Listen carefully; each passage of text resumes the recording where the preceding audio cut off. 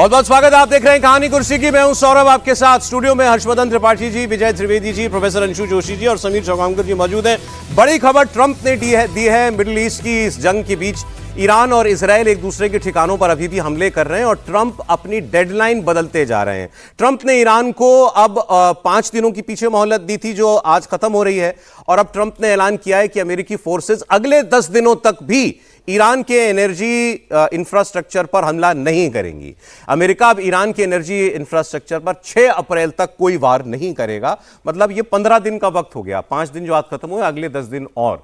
ये इसका मतलब सीज फायर नहीं है, गोला बम अभी भी चल रहा है, केवल उसके पावर इंस्टॉलेशंस के ऊपर, ऊर्जा संयंत्रों के ऊपर हमला नहीं करेगा। ट्रंप ने आज एक पोस्ट डाला सोशल मीडिया पर और उन्होंने लिखा कि ईरान के साथ अच्छी बातचीत चल रही है। खबर तो यह भी है कि अमेरिका अब ईरान में ग्राउंड ऑपरेशन की भी तैयारी कर रहा है। तो एक तरफ ये कंडीशनल सीज फायर, दूसरी तरफ ग्राउंड ऑपरेशन की तैयारी। और लोग कह रहे हैं कि शायद इसीलिए टाइम बाय करने के लिए ट्रंप अब ये डेडलाइन और आगे बढ़ा रहे हैं, ईरान को झांसा देने के लिए।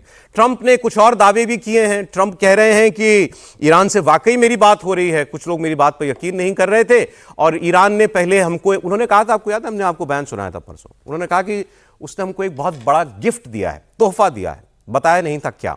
कल बताया ट्रंप ने कि वो तोहफा जो है वो 8 टैंकर तेल है जो स्ट्रेट ऑफ हॉर्मुज से निकलेगा। पहले उन्होंने कहा कि ये 8 टैंकर थे और जैसे वो बात करते हैं एनिमेटेडली, उन्होंने कहा मुझे इन लोगों ने बताया कि वो आपको 8 टैंकर तेल गिफ्ट कर रहा है। मैंने कहा देखते हैं। फिर उन्होंने कहा मैंने टीवी पर न्यूज़ देखी अगले दिन कि 8 टैंकर जो हैं जिन पर पाकिस्तानी झंडा लगा हुआ है, वो 8 टैंकर स्ट्रेट ऑफ हॉर्मुज से निकल गए। तो मुझे लगा हाँ, ये लोग, मेरे लोग ठीक कह रहे थे। फिर उन्होंने मुझे बताया कि वो आपसे माफी भी मांगना चाह रहे हैं ईरान वाले, उन्होंने कुछ कह दिया था तो उसके बदले में वो 2 और टैंकर देंगे आपको। तो अब 10 टैंकर तेल हमको मिल रहा है। तो मैंने खबर सुनी तो मुझे लगा पाकिस्तान को केवल झंडा ही मिला, टैंकर पे झंडा पाकिस्तान का, तेल जाएगा अमेरिका। तो लेकिन ट्रंप ने यह बात कही सबूत के तौर पर कि मैं ब्लफ नहीं कर रहा हूं, मैं ईरान से बात कर रहा हूं। अब ये टैंकर वहां से निकले और ये वाकई अगर अमेरिका जाते हैं तो मान लिया जाएगा कि ट्रंप ठीक कह रहे थे। आप सुनिए। Very substantial talks going on with respect to Iran, with the right people. You know, I told you about a president, right? Steve, can I reveal the president? You can do anything you want to say. Thank you. They said to show you the fact that we're real and solid and we're there, we're going to let you have 8 boats of oil, 8 boats, 8 big boats of oil. This was 2 days ago. And they'll sail up tomorrow. That was 3 days ago. And I didn't think much about it. And then I watched the news and they said, a very good anchor actually, happened to be Fox, but I watched it and he said, something's unusual happening. There are 8 boats that are going right up the middle of the Hormuz Strait. 8 big tankers are going loaded up with oil right through. And I said, well, I guess they were right, and they were real. And I think they were Pakistani flagged. Yes. And I said, well, I guess we're dealing with the right people. And actually, they then apologized for something they said, and they said, we're going to send 2 more boats. And it ended up being 10 boats. All right. I hope I haven't screwed up your negotiations, but... तो कह रहे हैं कि हमको 10 tanker तेल दिया। अब क्यों देगा ईरान इनको तेल, कह रहे नहीं। फिर उसके बाद जो आदमी इन्होंने बातचीत के लिए भेजा हुआ है, अपना दोस्त विटकॉफ, गोल्फ पार्टनर है इनका, वो और इनका दामाद, तो स्टीव विटकॉफ से ने बातचीत की शुरुआत की। उन्होंने कहा कि राष्ट्रपति जी, आपका ऑफर हमने ईरान को पहुंचा दिया है और हमने उनको इस बार ये कह दिया है कि अब की बार कोई कैलकुलेशन की मिस्टेक मत कर देना कि अमेरिका तुम पर हमला नहीं करेगा जैसा तुम सोचते थे। सुनिए। Is looking for an off-ramp following your powerful threat on Saturday. Your indications that you are willing to listen to peace proposals have been well received. You have instructed us that your preference is always peace and that we should make that our priority.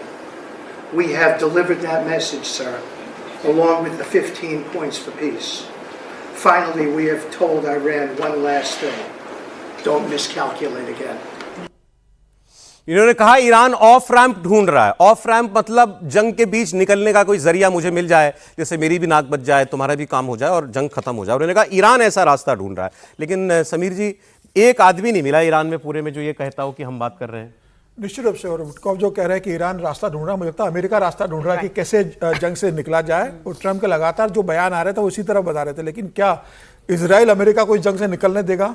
America ने जरूर कह दिया है कि भाई अभी हम 10 दिन की और मोहलत देते, हमला नहीं करेंगे। लेकिन इजराइल तो लगातार हमले कर रहा है। इजराइल ने तो कहा है कि भाई ईरान को भी हम छोड़ने नहीं वाले और हम इस बातचीत में शामिल नहीं, हम हमला करेंगे। तो ट्रंप बातचीत किससे कर रहे हैं?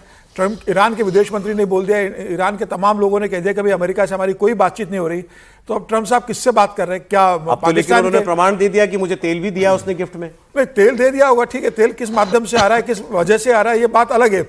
लेकिन बातचीत का मुझे लगता है कि किसी भी तरह का नहीं। जो कहा जा रहा था कि पाकिस्तान में बैठकर बातचीत होगी, उसकी भी कोई संभावना नजर नहीं आ रही है।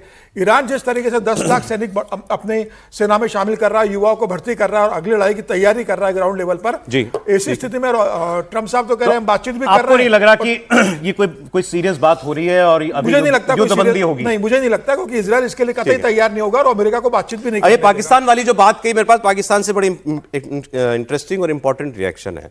पहले तो पाकिस्तान के विदेश मंत्री जो वहां के उप प्रधानमंत्री भी हैं, इशाक डार, इन्होंने कल एक सोशल मीडिया पोस्ट किया और इन्होंने लिखा कि मैं एक अननेसेसरी स्पेकुलेशन देख रहा हूं सोशल मीडिया पर कि पाकिस्तान कोई फैसिलिटेट कर रहा है टॉक्स को। तो उन्होंने ये कहा कि हमें जो ऑफर या जो मैसेज दिया गया ईरान को कन्वे करने के लिए, हमने वो कर दिया, इतना उन्होंने कहा। और इसके अलावा कहां मिलेंगे, क्या बात होगी, उन्होंने कहा ये अननेसेसरी स्पेकुलेशन है। तो इनके विदेश मंत्रालय से ये सवाल हुआ, क्योंकि आपने देखा होगा 15 पॉइंट हमने भी आपको दिखाए थे कि 15 पॉइंट है सीज फायर के लिए जो ट्रंप ने दिए हैं ईरान के लोगों को बात करने के लिए। वो बात कंफर्म कर दी कल ट्रंप ने कि हाँ, मैंने वो 15 पॉइंट भिजवाए थे, तो वो 15 पॉइंट तो कंफर्म है। पाकिस्तान के विदेश मंत्रालय के प्रवक्ता से पूछा कि ट्रंप ने कहा है कि आपने वो 15 पॉइंट भेजे हैं ईरान को, इसके बारे में आप क्या बताएंगे? उनको कंफर्म, जब ट्रंप कंफर्म कर चुके। आप सुनिए पाकिस्तानी विदेश मंत्रालय के प्रवक्ता का जवाब। First of all, you see,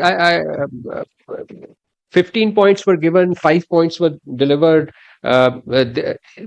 In diplomatic exchanges, points are delivered, notes are shared, and notes are exchanged. So I think, irrespective of whether the tweet stayed or was deleted, the fact remains that Pakistan is offering its good offices for these talks, and we have used, and these are good offices have been used by relevant parties. If you recall, our Prime Minister had very categorically stated about hosting and facilitating. सही, इन्होंने confirm कर दिया कि हाँ, वो तो points हमने भेजे थे और ईरान ने 5 जवाब भेज दिए। वो जो ईरान का जवाब था वो था गेट लॉस्ट, यही था वो जवाब कि वो उन 5 जवाबों का मतलब ये था कि तुम्हारी कोई शर्त नहीं मान रहा है और हमारी शर्तें ये तुम मान लो। वो दोनों ही नहीं मान सकते एक दूसरे की शर्तें। अब फिर ये इन्होंने कहा कि we have offered our good offices to host any talks. अब इस पर एक पाकिस्तानी की बात सुन लीजिए। ये ईरान में भी काफ़ी लोगों से बात करते हैं, मैंने इनको देखा है, तो इनके पास कोई खबर रही होगी, तो ये क्या कह रहे हैं? हर तरफ पाकिस्तान है, पर कोई पाकिस्तान पहुंचा तो नहीं, ना कोई अमेरिकी ना ईरानी, तो मुज़ाकरात कहाँ होंगे? जब तक कोई आएगा नहीं तो मुज़ाकरात कैसे होंगे? देखिए, पहले तो जहाज का टिकट लेना पड़ता है या जहाज बुक करवाना पड़ता है। इन लोगों के तो अपने जहाज हैं। पहले कोई ना कोई प्लान बनाना पड़ता है। ये बड़े बड़े ममालिक की बात है। एटलीस्ट तीन मेन प्लेयर इसमें इन्वॉल्व हैं। ईरान का आना, अमेरिका के हुक्काम का आना, पाकिस्तान तो तैयार बैठा है मेहमान नवाजी के लिए। तो ये सवाल के अभी तक वो पहुंचे नहीं है। वहां मेहमान तैयार होके बैठा है, वो मेजबान और मेहमान आ नहीं रहा है, तो कह रहे हैं कि बात कैसे बनेगी? कोई मुद्दा ही चुस्त, गवाह चुस्त। हाँ, लेकिन इतना कंफर्म हो गया कि फिजिकल मीटिंग की कोई भी तैयारी नहीं है आमने सामने बैठ के, लेकिन इनके पॉइंट्स एक्सचेंज हुए हैं सर। और उसके बाद ट्रंप ने वो 10 दिन बढ़ा दिया आज। बिल्कुल ठीक बात है। मैं ये कह रहा हूँ, पहले भी हम लोग बात कर रहे हैं कि इसमें बहुत सरप्राइजिंग एलिमेंट मुझे नहीं लग रहा। जब भी इस तरह जंग चल रही होती है, ट्रैक 2 लेवल पर बातचीत चल रही होती है, और वो किसके रेफरेंस से चल रही है, कौन मीडिएट कर रहा है, ये अलग अलग बात है। कल एमजे अकबर साहब ने जो बात की, वही तो इशाक डार कह रहे हैं, पोस्टमैन की। तो वो पोस्टमैन भी इंपॉर्टेंट होता है। कई बार बिना पोस्टमैन की चिट्ठी नहीं पहुंचती, मैसेज नहीं पहुंचता। तो वो मैसेज कम्युनिकेट करने की, और उनकी भूमिका इससे ज़्यादा हो भी नहीं सकती। वो किसको क्या समझा सकते हैं? तो एक पोस्टमैन के तौर पर फैसिलिटेट करने की बात जो उनका स्पोक्स पर्सन कह रहे हैं वो भी वही बात है, और मैं इस बात से कतई इनकार नहीं करता कि बातचीत नहीं चल रही होगी।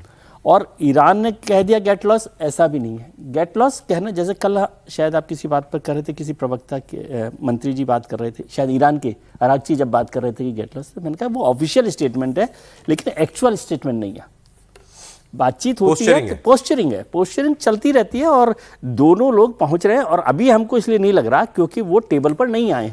टेबल पर आने से पहले की जो एक्सरसाइज होती है, ठीक है, वो होती है। आपको मैं याद दिलाऊं कि भारत और पाकिस्तान के बीच में और अमेरिका के बीच में कुछ मसले चल रहे थे, तो हमारे एक बड़े पत्रकार थे जो अब नहीं रहे हैं, हमारे मित्र भी होते थे, वो उसमें मीडिएट कर रहे थे, बैक चैनल जिसको कहते हैं, बैक चैनल के तौर पे। तो इसलिए बैक चैनल हमेशा ही चलते हैं डिप्लोमेसी में, और उसके बिना तो फिर तो आग ही लग जाएगी। अब ये जो 10 दिन और बढ़ा दिया कि हम एनर्जी इंफ्रास्ट्रक्चर पे हमला नहीं करेंगे, ट्रंप कह रहे हैं, इसका मतलब क्या? टाइम बाय कर रहे हैं? अब जैसे समीर जी ने बताया, वो खबरें भी हैं कि वो 10,000 सैनिक भेजने की तैयारी की जा रही है। बिल्कुल, वो भी हो सकता है। बहुत एक बड़ा बिंदु समझने की जरूरत है कि जिस दमखम के साथ अमेरिका ने ईरान पर अटैक किया, यहाँ ट्रंप ने कुछ मिस कैलकुलेशंस की, और जिस तरह से ईरान ने रिटेलिएट किया, तो अब ट्रंप अपने लिए टाइम बाय करते हुए ये समय ले रहे हैं।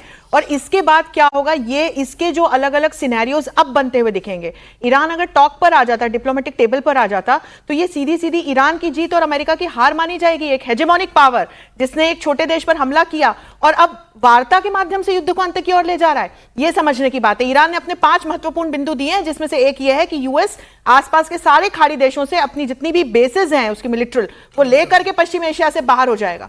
तो इस एक ये पहली शर्त है। इसके अलावा वो प्रॉक्सीज के साथ में ईरान क्या करता है, इससे अमेरिका को कोई मतलब बिल्कुल ये मानी ही नहीं जाएगी ना। स्टेट ऑफ हॉर्मुज पे अपना कंट्रोल रखेगा ईरान। होती है ये सीरियसली लेने के लिए नहीं होते पॉइंट्स, जो 15 पॉइंट्स उन्होंने भेजे हैं, जो 5 पॉइंट हमने बात ये तो कोई भी नहीं मानेगा। इंपॉर्टेंट ये है कि कांटेक्ट हुआ, कांटेक्ट होना। पर बात ये है इसको आप बहुत सीरियसली ले रहे हैं, मुझे लग रहा है पावर स्टेटस में और स्ट्रेचर में फर्क है, और ये अगर एक को हरा के दूसरा जीतता तो बात अलग मानी ऐसा है कि आप ये तो ईरान ने साबित कर दिया। अगर वो अमेरिका और इजराइल के सामने 1 महीने खड़ा है, तो ये तो साबित कर दिया भाई अब यार ये कोई वॉकओवर नहीं था। वॉकओवर मैसेज मिल रहा है, आप ये तो देखिए। मैं आपकी बात को रिवर्स क्यों ना मानूं?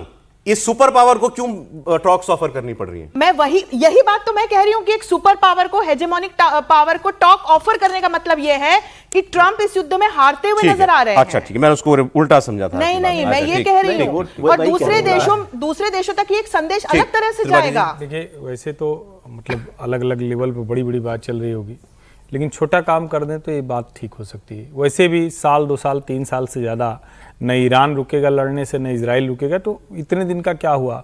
तो 365 से जोड़ लें, गुणा 10 कर दें और उसको गुणा 3 कर दें, इतना टैंकर ट्रंप जी के यहाँ भिजवा दें, मतलब सीधा है ना, आसान रास्ता है। अच्छा, उस आदमी को और कुछ समझ में नहीं आता, बिजनेस समझ में आता है, तो एक तरीका है। इतना टैंकर, और इतना कोई बहुत ज्यादा भी नहीं है, लगभग 10,000 टैंकर पड़ेंगे, तो 10-12 हज़ार टैंकर एक साथ भिजवा दें, काम खत्म हो जाएगा। ईरान की भी ऑयल मशीनरी शुरू हो जाएगी, उसका भी बिजनेस शुरू हो जाएगा, गल्फ कंट्रीज भी खुश हो जाएंगी, फिर से अबू धाबी दुबई चमकने लगेगा, तो ये काम हो सकता है, तो दुनिया का संकट भी दूर हो सकता है। क्योंकि देखिए और कुछ नहीं है ये।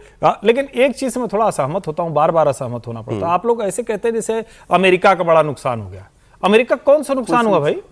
ये जरा इसको बताइए। नुकसान सिर्फ और सिर्फ ईरान का हुआ। हाँ, आप ये कह सकते हैं कि ईरान की ऐसी ज्योग्राफिक लोकेशन है, ईरान ऐसी स्थिति में है कि उस पर ग्राउंड इन्वेजन नहीं हो सकता, इसलिए आपको लग रहा है कि ईरान लड़ रहा है। ईरान फटे हाल है, ईरान चिथड़े हो चुका है। छवि का नुकसान जरूर हुआ ना, जो लग रहा था कि अमेरिका नहीं, वो तो जाहिर है। आप किसी भी देखिए, अमेरिका की छवि का नुकसान वियतनाम में नहीं हुआ था, अमेरिका की छवि का नुकसान अफगानिस्तान में नहीं हुआ, हर जगह होता है। सर, छवि से भी हमें कुछ लेना देना नहीं है। ये तेल का रूट बंद हुआ, इसको खुलवा नहीं पा रहा। यही मसला है। लेकिन वो जब एक बार वेपनाइज हो गया तो उसका रास्ता निकलेगा ना, जब इस बार होगा तो उसका भी कोई सोल्यूशन नहीं। इकोनॉमिकली भी यूएस बहुत एग्जॉस्ट हुआ है, क्योंकि ईरान तो छोटे ड्रोन और मिसाइल से लड़ रहा है। वो मतलब 90,000 बिलियन डॉलर वाले। अच्छा, मैं आपको आगे आपको मैं दिखाता हूँ ये जो तेल वाली बात है, इस पर ट्रंप ने जवाब दिया। बातचीत के खत्म नहीं हो सकता। वो आपकी बात बिल्कुल ठीक है सर, कभी रोकेंगे तब भी बात तो करेंगे।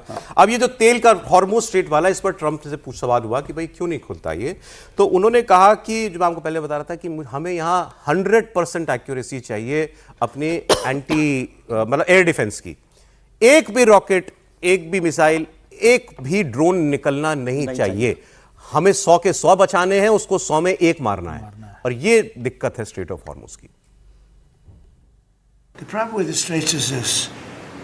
Let's say we do a great job. We say we got 99%. 1% is unacceptable because 1% is a missile going into the hull of a ship that cost $1 billion, right? So 1% is we can't. If we do a 99% decimation, that's no good. Like, oh, I want to make a deal.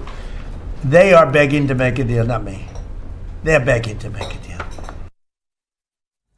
कह रहे हैं वो bag कर रहा है deal के लिए, तो कर ले साहब, डील कर ले।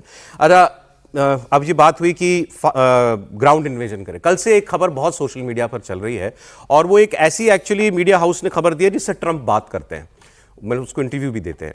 तो उसने ये सोर्सेस से अपने खबर दी कि ट्रंप कोई फाइनल असॉल्ट प्लान कर रहे हैं और शायद उसी के लिए ये सब टाइम बाय किया जा रहा है।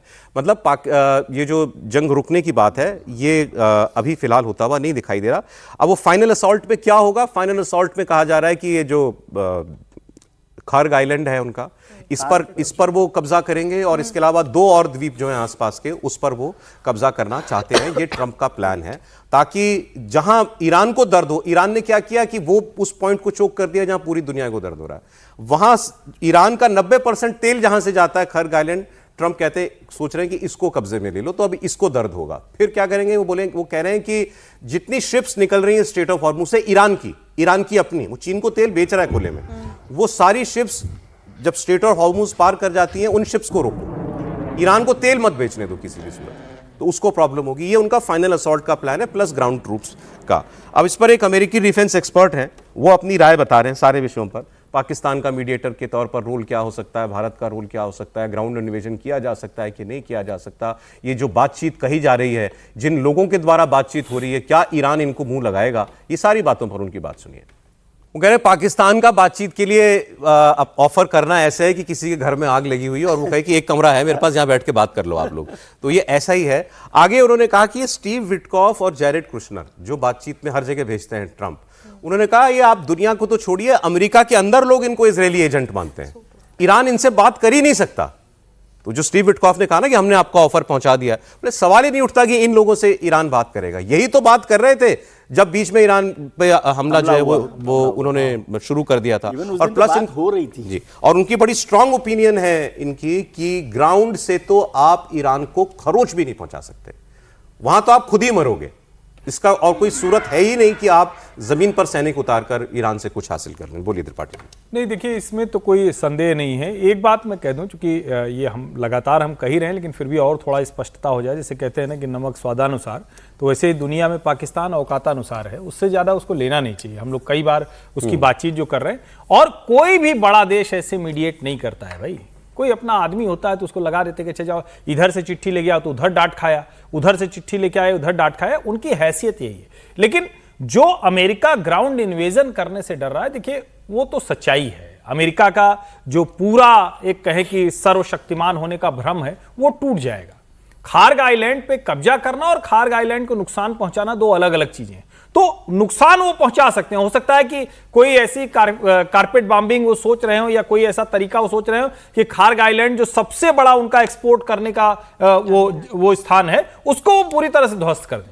लेकिन उस पर कब्जा कर पाएंगे ये थोड़ा असंभव सा दिखता है। और दूसरी एक बात है जो अभी खतरे ज्यादा दिख रहे हैं कि एक तरफ तो लगता है कुछ कुछ बातचीत हो रही, दूसरी तरफ ईरान क्या कर रहा है, वो भी प्रेशर बढ़ा रहा है। वो कह रहा है कि जहां जहां होटल में रुकोगे, अमेरिकी लोग जहां जहां रुकेंगे वहां वहां अब हम मिसाइल मारेंगे। अब अगर ये शुरू हो गया तो फिर आप सोचिए जरा, गल्फ कंट्रीज जो चमकता हुआ पूरा गल्फ का दिखता है स्काईलाइन, वो कैसे गड़बड़ दिखेगी। तो मुझे लगता है कि उस तरफ युद्ध जा रहा है। और बाकी मुझे सब में यही लगता है कि जिस दिन कमीशन खोरी का मामला दुरुस्त हो जाएगा कि भाई कितना हिस्सा तुम्हारा कितना हमारा, उसी दिन ट्रंप ने ये भी कहा, उनसे ये भी सवाल हुआ कि क्या आप जो है ईरान का तेल कंट्रोल करना चाहते हैं। उन्होंने कहा बिल्कुल, वेनेजुएला देखिए कितना सुंदर मॉडल बन गया है, लड़ाई उसी के लिए कर रहे हैं। हाँ, तो ये उन्होंने कहा। गल्फ की जहां तक बात है, एक्चुअली ये शायद इस जंग का सबसे इंपॉर्टेंट पॉइंट है। गल्फ के देशों का, बाकी देशों का क्या होगा जिन पर ईरान हमले कर रहा है। ट्रंप से यह सवाल हुआ, उस पर एक अपडेट मैं आपको दे दूं जो खबरों में छप रहा है कि एक तो ये सारी गल्फ कंट्रीज ये कह रही हैं कि साहब अब आप इसको खत्म करिए, ईरान को बीच में छोड़ के मत जाना, जैसी अमेरिका की आदत है।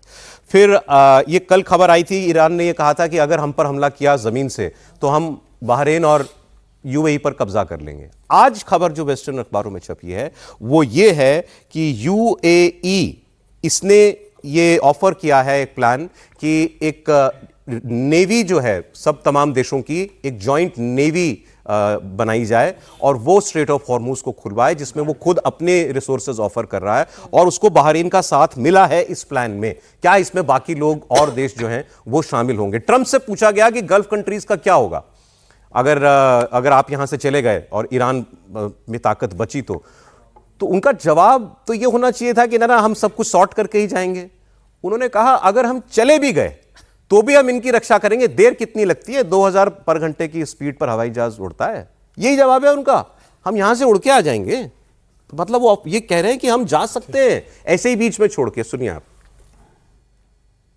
If we don't stay, we're going to be protecting them. We know, they've been very good. Hey, I'm the opposite of desperate. I don't care. I want to know. In fact, we have other targets we want to hit before we leave. We're hitting them on a daily basis. No, I don't talk about you. I can't talk about specifics. वो कह रहे हैं मैं desperate नहीं हूं, जैसा कुछ लोगों ने कहा। ईरान ने कहा नहीं डेस्परेट हो रहा है। कहा मैं डेस्परेट का ऑपोजिट हूं, मुझे फर्क ही नहीं पड़ता। ये भी चिंता की बात है दुनिया के लिए, अगर इस आदमी को फर्क नहीं पड़ता तो। नहीं देखिए, चिंता की बात तो है क्योंकि वो नाच रहा था ना जब लोग मर रहे थे, तो ये आदमी है तो कुछ चित्र, हाँ, इसलिए चिंता की बात तो है बिल्कुल कि इनको चिंता नहीं होती है। इनको चिंता नहीं होती किसी के मरने जीने से। देखिए, अगर अमेरिका के इतिहास को देखते हुए और खासतौर से ट्रंप का भी व्यवहार देखते हुए अगर गल्फ कंट्रीज ट्रंप पे भरोसा कर ले कि भाई बचाने के लिए ट्रंप आ जाएंगे और सेना वहां पर हमेशा रहेगी, तो मुझे लग रहा है वो अपने पैर पे कुल्हाड़ी मार रहे हैं। ईरान जब हमला करेगा तो अमेरिका उनको बचाने नहीं आएगा। अमेरिका का जो अभी स्वार्थ है, अपना स्वार्थ, इजराइल और अमेरिका अपना स्वार्थ देख रहे हैं। उनका जिस दिन स्वार्थ पूरा हो जाएगा वो सारे देशों को छोड़कर चले जाएंगे। और मुझे लग रहा है कि सबसे बड़ा खतरा ये गल्फ कंट्रीज के ऊपर है, दुबई के ऊपर है, सऊदी अरब पे है, कतर के ऊपर है, क्योंकि ईरान इनको छोड़ेगा नहीं और बाद में कोई बचा नहीं पाएगा।